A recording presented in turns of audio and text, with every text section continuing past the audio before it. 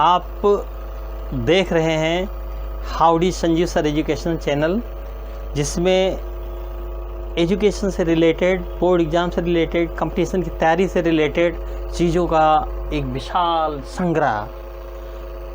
आज white board पर सांख्यिकी, स्टैटिक्स, मैथ्स का एक बेहतरीन सेक्शन, जिसे आप पढ़ेंगे, बैंकिंग के क्षेत्र में जाना है या और दूसरे आंकड़े और दुनिया की चीज़ों को संजोना है, तो पूर्ण मनोयोग से आज आप अध्ययन कर लें और अपने टाइम को सफल बना लें। देखते हैं सांख्यिकी, स्टैटिक्स। देखिए, आज आईटी के ज़माने में हम दिन प्रतिदिन रूबरू होते हैं विभिन्न तरह की सूचनाओं से, समाचार, और वो ये सूचनाएं मिलती हैं हमें इंटरनेट के माध्यम से, समाचार पत्रों के माध्यम से, मैगजीन के यानी पत्रिकाओं के माध्यम से, और दूरदर्शन, टीवी तो अब पुराने ज़माने की बात हो गई मोबाइल की वजह से। तो इन सब चीज़ों से हमें विभिन्न तरह की सूचनाएं प्राप्त होती हैं, और उन सूचनाओं में विभिन्न तरह के आंकड़े होते हैं।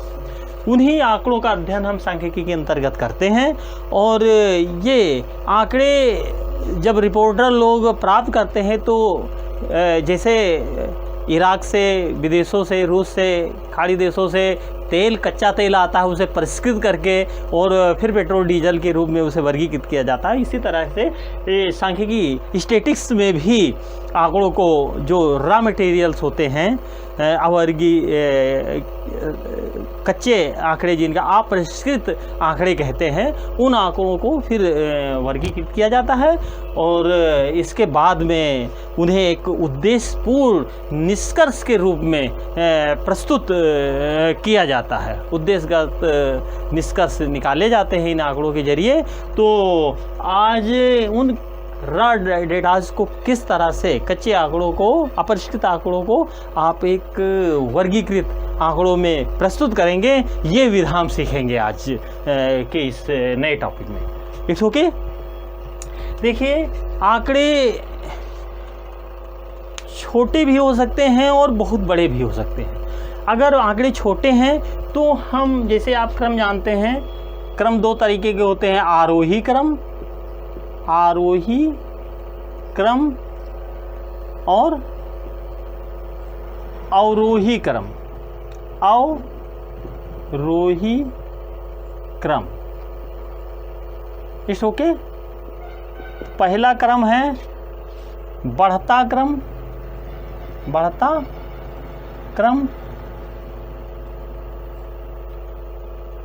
बढ़ता क्रम, कौवे की चोंच इस तरह से, चिड़िया की चोंच इस तरह से खुली होती है बाहर को। और जो यह है घटता क्रम, यानी सबसे बड़ी संख्या, इसमें सबसे छोटी संख्या छोटी से बड़ी। It's okay. और इसमें बड़ी से छोटी संख्या की ओर हम चलते हैं, तो इसको घटता क्रम कहते हैं। और इसका जो ये इधर को खुला रहता है। उदाहरण के तौर पर देखें, जैसे मान लीजिए 15, 5, 10, 20, 1, 8, 7, इस तरह की संख्याएं दी हुई हैं। तो इनको जब हम आरोही में सजाएंगे, हम छोटे आंकड़ों की इस समय बात कर रहे हैं, अभी बड़े आंकड़े, उनको वर्गीकृत करेंगे किस ढंग से, उसको देखिएगा। तो आरोही क्रम में आप इसको, यानी सबसे छोटी संख्या इसमें कौन सी है, 1 है। इसके बाद में फिर उससे बड़ी संख्या 5 है। क्या है, 5 है। फिर उससे बड़ी संख्या क्या है, 7 है। 7 के बाद में 8 है। 8 के बाद में 10 है, और 10 के बाद में 15 है, और 15 के बाद में 20। सबसे बड़ी संख्या 20 है। इस तरह से आपने देखा, इस तरह से इसका वर्गीकरण कर लेते हैं। अवरोही क्रम में चलेंगे, अवरोही क्रम होगा तो उल्टा कर देंगे, 20, फिर 20 से छोटी 15, बताइए, 15 से 10, 10 से 8, 8 से 7 से 5 से 1, इस तरह से ये अवरोही क्रम हो गया। आप समझ रहे हैं? तो ये तो छोटे आंकड़ों के लिए। अभी आप मान लीजिए आंकड़े बहुत ज़्यादा हैं, तो उन्हें हमें वर्गीकृत करना पड़ता है, और वर्गीकरण के लिए हमें कुछ टेक्निक अपनाना पड़ता है। उस पर हम आज चर्चा करेंगे बड़ी संख्याओं के लिए। जैसे जब हम आंकड़ों को अधिक होने पर क्या करते हैं, वर्गीकृत करते हैं, वर्गीकृत करते हैं, तो एक सारणी बनाते हैं। क्या बनाते हैं? सारणी बनाते हैं, सारणी का माध्यम लेते हैं। जैसे सबसे पहले उसमें हम क्रम संख्या लिखते हैं। क्या लिखते हैं? क्रम संख्या। तो ये पहली सारणी हो गई, सारणी का पहला स्टेप हो गया। फिर दूसरा लिखते हैं हम वर्ग अंतराल। क्या लिखते हैं? वर्ग अंतराल। और फिर तीसरा हम लिखते हैं क्या? ये टेली चिन्ह। क्या कहते हैं उसको? टेली चिन्ह। फिर चौथा बारंबारता, बारंबारता। फिर और होता है बारंबारता, बंटन होता है, तो उसी चीज़ को जोड़ा जाता है, वो चीज़ें बताएंगे। ठीक है? तो क्रम संख्या। अब ये सारणी बनाने के लिए सबसे पहला जो महत्वपूर्ण, ध्यान से देखिएगा, चीज़ों को समझिएगा। पहली जो महत्वपूर्ण चीज़ है, मान लीजिए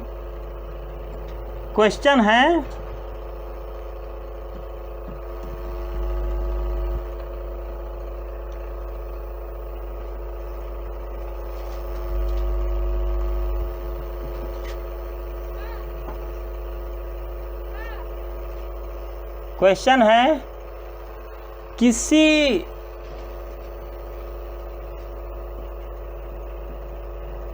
विद्यालय में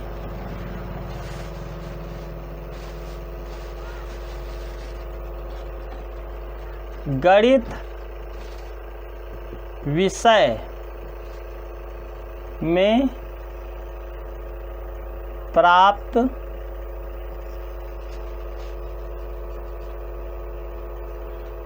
विद्यार्थियों द्वारा प्राप्त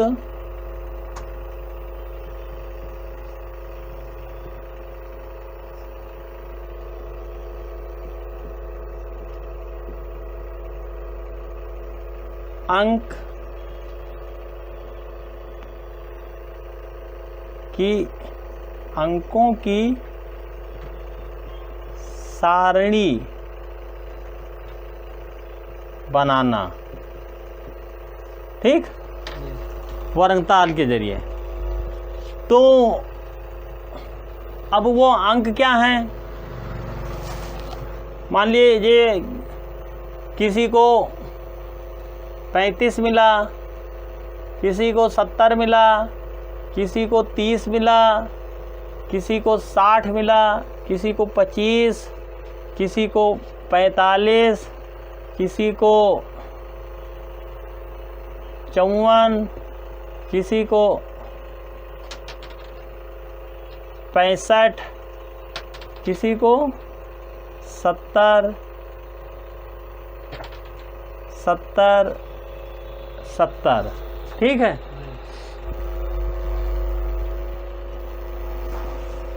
इस तरह से अंक प्राप्त हुए। तो सारणी बनाने में जो एक क्रम संख्या है, देखिए इधर ध्यान दीजिए, तो ये 1 2 3 4 5 से कम नहीं होनी चाहिए, 5 से कम नहीं होनी चाहिए, और 20 से अधिक नहीं होनी चाहिए, 12 से अधिक नहीं होनी चाहिए। ठीक है? 12 से अधिक नहीं होनी चाहिए। एक चीज़ तो ये आपको ध्यान रखना है, और दूसरी चीज़ आपको जो वर्ग अंतराल है ये निकालने के लिए आपको क्या करना है, परिसर पता करना है। परिसर बराबर क्या होता है, बड़ी संख्या माइनस सबसे छोटी संख्या। अब बड़ी संख्या क्या है, सबसे बड़ी संख्या इसमें है 70, ठीक, इसमें बड़ी संख्या है 70, और सबसे छोटी संख्या है इसमें कितना है, 25, सबसे छोटी संख्या है 25, तो बराबर हो जाएगा इसमें 25 5 30 यानी 45, यही तो होगा। तो परिसर बराबर हो जाएगा 45, कितना हो जाएगा 45, यानी इसी को आधार मान करके आपको वर्ग अंतराल बनाना है, लेकिन 5 से कम नहीं होना चाहिए, और सभी वर्ग अंतराल में संख्याएं ये प्रदर्शित होनी चाहिए, और सभी वर्ग अंतराल एक समान होने चाहिए। ये नहीं कि आपने 30 35 बनाया, 30 35 और फिर कर दिया 34 और 38, ये नहीं। और सभी वर्ग अंतराल, किसी भी वर्ग अंतराल में कोई भी रिक्तियाँ नहीं होनी चाहिए, समझ गए। तो परिसर आपको 45 निकल आया। अब हम कम से कम तो 5 वर्ग अंतराल क्रम संख्या लेंगे ही, 3 4 और 5। अब 5 का मतलब ये है कि सबसे छोटी संख्या कौन सी थी, सबसे छोटी संख्या 35 थी, 30 थी, 25 थी, और सबसे बड़ी संख्या 70 थी। और एक बात, जो वर्ग अंतराल हम बनाएंगे वह वर्ग अंतराल वर्ग की जो निम्न सीमा होगी वो दूसरे क्रमांक में, वर्ग की जो एक निम्न सीमा होगी एक उच्च सीमा होगी, तो वो दूसरे क्रमांक में उस उच्च सीमा निम्न सीमा बन जाएगी, समझ रहे हैं। अब जैसे मान लीजिए यहाँ पर हम 25 से शुरू है तो 20 से 25 इस तरह से चलेंगे, ठीक है, और 25 से 30, तो देखा ये उच्च सीमा है, ये निम्न सीमा है वर्ग की, तो ये इधर जब दूसरे क्रम पे आई उच्च सीमा तो ये निम्न सीमा बन गई और ये उच्च सीमा बन गई। तो और फिर देखिए 30 से 35 और फिर 35 से 40, ठीक, इस तरह से ले सकते हैं। तो ये बहुत लंबा आंकड़ा हो जाएगा और इसमें सभी रिक्तियां, हो सकता है कि कोई वर्ग इसमें रिक्त हो जाए क्योंकि संख्याएं कम हैं, तो इसलिए हम 20 से 25 न लेकर के 20 से 30 का आंकड़ा लेते हैं। देखते हैं 20 से 30, 30 से 40, 40 से 50, लेकिन एक चीज़ और हमें ध्यान रखना है कि 5 से कम नहीं होना चाहिए। तो देखते हैं पूरी संख्याएं आती कि नहीं, और फिर 50 से 60 और 60 से 70, और फिर हमें एक आंकड़ा और बढ़ाना पड़ेगा। अब 70 संख्याएं, हाँ 60 से 70, ठीक है, लेकिन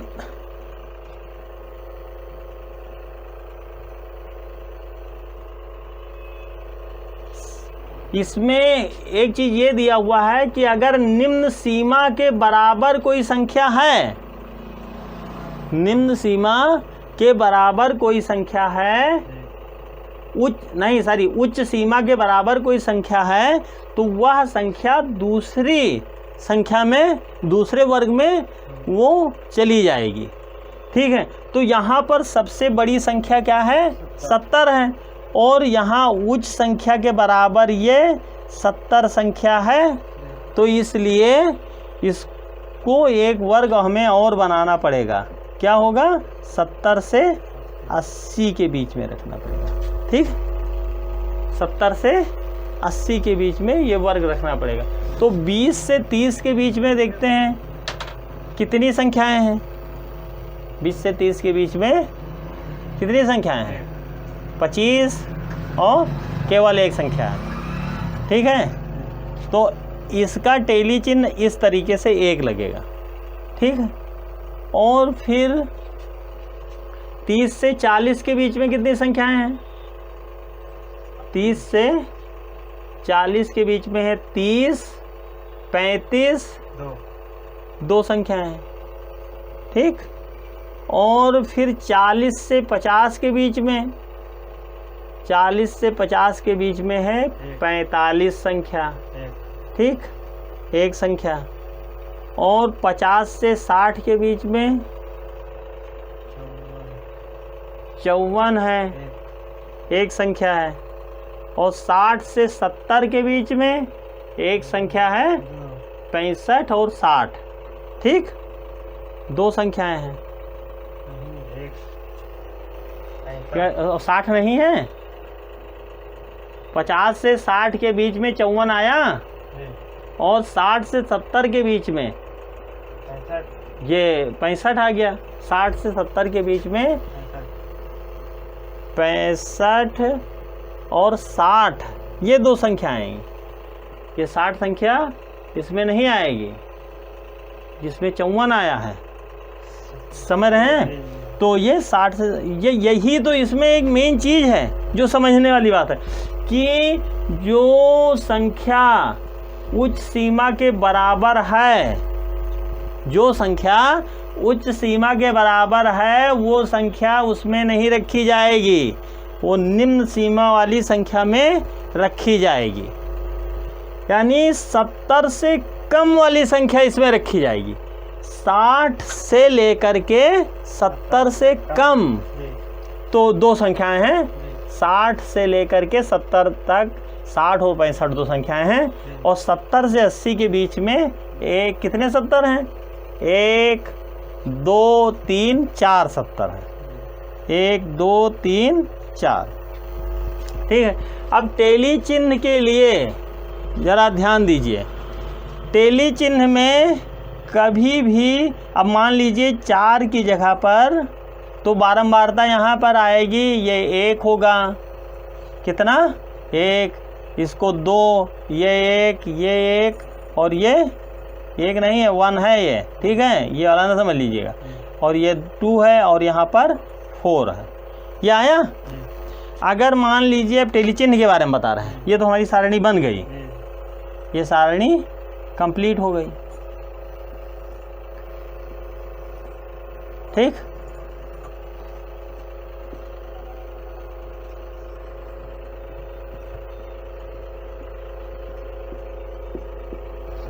अब मान लीजिए टेली चिन्ह बता रहा हूँ कि 1 2 3 4, ये अगर 5 होता तो इसको आप इधर से नहीं काटेंगे, इसको इधर से काटेंगे, इधर से इसे काटेंगे।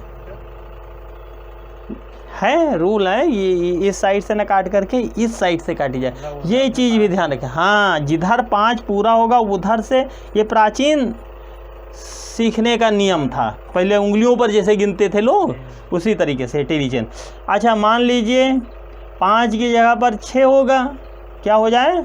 6 हो जाए। तो 5 और 1 6, 4 में एक जो क्रॉस लगाते हैं वो 5 और 1 ये 6। अगर 10 करना है तो यही 5 इधर लिख देंगे तो 10 हो जाएगा। ठीक, मान लीजिए यहाँ पर 10 है तो 1 2 3 4 5, ये 10 हो गया। मान लीजिए ये 11 है तो यहाँ एक और बढ़ाते हैं, 11 हो जाए। ये हमने तो आपको ये समझाया। अब मान लीजिए एक 5वां स्तंभ और बने बारंबारता बंटन का।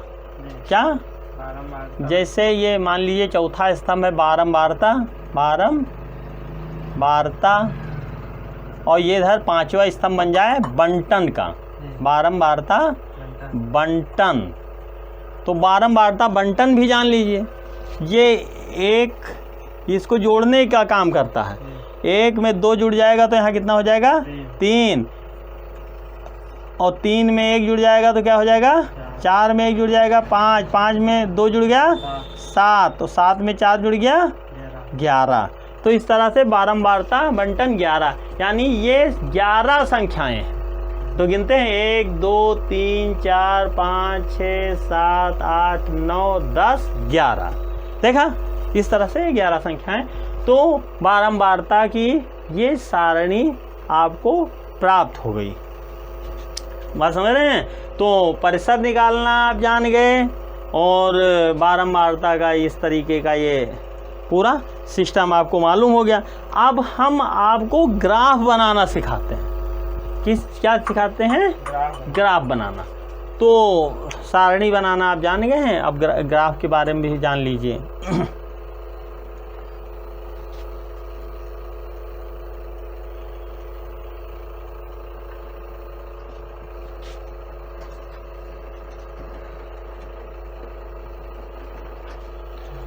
ग्राफ के लिए ग्राफ का एक पेपर होता है। ये कौन सा अक्ष होता है? यक्स अक्ष होता है।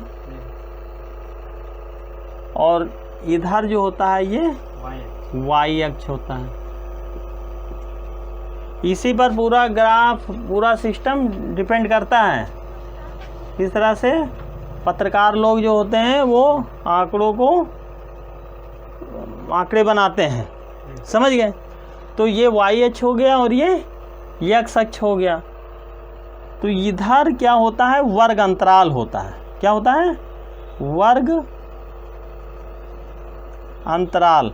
अभी आपने वर्ग अंतराल देखा है जो 30 से 40, 40 से 50, 50 से 60 से 70 होता है। और इधर क्या होता है? वो बारंबारता होता है। इधर बारंबारता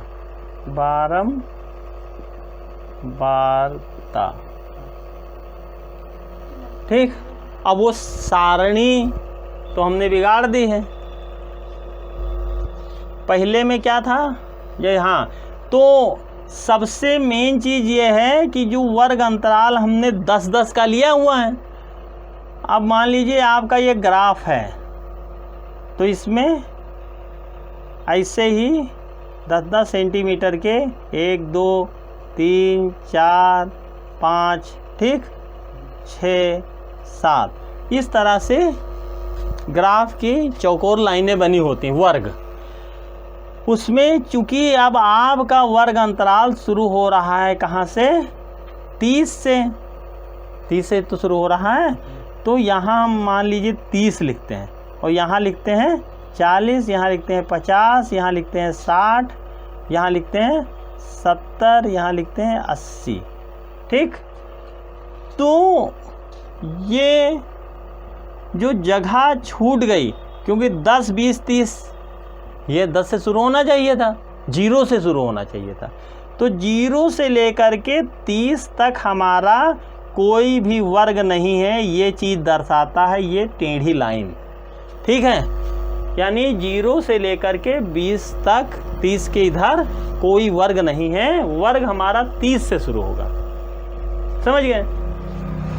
अब इधर संख्याएं देखिए, एक मान लीजिए यहाँ पर एक लड़का है, यहाँ पर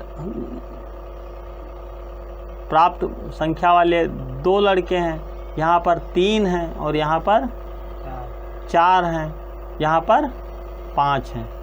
इस तरह से बराबर के सिस्टम बने हुए हैं। तो अभी आपने जो सारणी बनाया था तो 30 से 40 के बीच में कितने लड़के थे? 30 से 40 के बीच में एक लड़का था, 30 से 40 के बीच में एक था। तो ये हम इसका मान यहाँ से लेंगे, ये ऊंचाई, समझ रहे हैं, यहाँ 1 के बराबर से ये ऊंचाई लेंगे इसके, और ये 40 के बीच में है तो ये इस हिसाब से ये इतना पोर्शन हमारा ये क्या हो गया, ये एक पहला आपका वर्गीकरण पहला ग्राफ बन गया, बार, हाँ समझ गए। इसको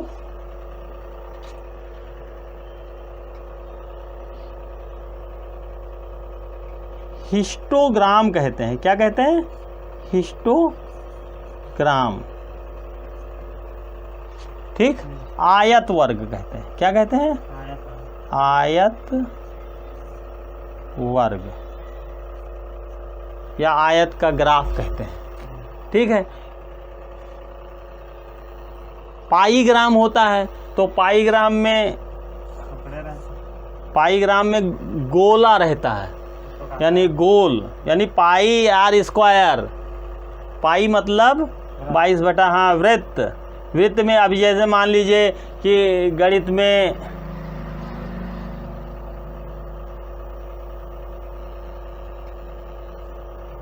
कुछ लड़कों ने 70 नंबर प्राप्त किए, ठीक है, कुछ ने 35 प्राप्त किए, किसी ने 30 प्राप्त किया, किसी ने 20 प्राप्त किया, किसी ने 10% प्राप्त किया। तो ये आपका पाई ग्राफ होगा। ये कौन सा ग्राफ होगा? ये परसेंटेज का, तो ये पाई ग्राफ कहलाएगा। पाई ग्राम, ग्राफ नहीं, ग्राम। ठीक। ऐसे ही दंडारेख होता है, तो वो हैं, तो ये इसको हम वे दूसरी चीज़ें हैं। आप अभी यहाँ फोकस करिए वर्ग अंतराल पे। तो 30 से 40 के बीच में एक लड़का था, और 40 से 50 के बीच में कितने लड़के थे? 40 से 50 के बीच में भी एक ही लड़का था, यानी 45। यही तो है। और फिर 50 से 60 के बीच में, 50 से 60 के बीच में 50 तो है नहीं कोई। 40 से 45 के, 30 से 40 के बीच में एक था, 40 से 50 के बीच में 45 ही था। अच्छा, एक क्यों था भैया? 30 से 40 के बीच में एक 35 है और एक 30 है, दो लड़के हैं, है ना? तो इसको ज़रा ध्यान रखना। अब मान लीजिए 30 से 40 के बीच में 2 लड़के हैं, तो यहाँ पर ये सीधे 2 तक जाएगा। 30 से 40 के बीच में ये 2 तक। कौन कौन से हैं? 35। एक 30 है और एक 35 है। तो 30 से 40 के बीच में ये 2 हैं। इस तरह से हम नंबर लिखे दे रहे हैं, ठीक, उसको बनाने की जगह पर। और फिर अब 40 से 50 के बीच में 45, 40 से 50 के बीच में एक लड़का है, वो है 45 का। ठीक, इसे लिखना नहीं है, लेकिन हम अपने उसके लिए कि कहीं भूल ना हो जाए तो इसलिए। और 50 से 60 के बीच में तो एक 30 हो गया, 35 हो गया, और कौन हो गया? 45 हो गया। अच्छा, अब यहाँ एक 25 लड़का नहीं है, 25 से, तो यहाँ पर हमारा बनेगा 20 से। किससे? 20 से 30। तो 20 से शुरू करते हैं, तो यानी 0 से 20 के बीच में कोई भी ये निशान बताता है कि 0 से 20 के बीच में कोई भी वर्ग नहीं है। तो ये जो 25 है वो 20 से और 30 के बीच में एक 25 संख्या है। ठीक है, मैथ्स में लाजमी है इतना। तो 40 से 50 हो गया। अब 50 से 60 के बीच में देखिए, 50 से 60 के बीच में एक संख्या केवल 54 है ना? 50 से 60 के बीच में भी एक संख्या कितनी है? 54 है। अब 60 से 70 के बीच में 2 संख्याएं हैं, 60 और 65। तो ये आपका ग्राफ बनेगा इस ढंग का, है ना? 2 के बराबर जाएगा। वहाँ ग्राफ की लाइनें बिल्कुल सीधी रहती हैं। कौन कौन सी हैं? 60 और 65। ठीक, अब यहाँ पर 60-65 ये दोनों संख्याएं हो गई। अब 70 से 80 के बीच में कितनी संख्याएं हैं? 1 2 3, 3 संख्याएं हैं, और 1 70 ये है, 4 संख्याएं, 1 2 3 4। तो यहाँ 4 वाला आंकड़ा लेकर के चलेंगे तो ये आएगा यहाँ पर, है ना। ये इस तरह से ये संख्या आपकी 70 से 80 के बीच में आ गई। तो 4 70 हैं, 70 70 70 70। तो इस तरह से कितनी संख्याएं थी? 11। 1 2 3 4 5 6 7 8 9 10 11 संख्याएं आपको मिल गई। अब इन 11 संख्याओं को हम ऐसे मिटा देते हैं, ठीक है। और इसके बाद में इसमें हम क्या कर देते हैं, ऐसे इसको हम सेट कर देते हैं। चलिए इसको कैसे कर दें, ऐसे कर दें, ठीक।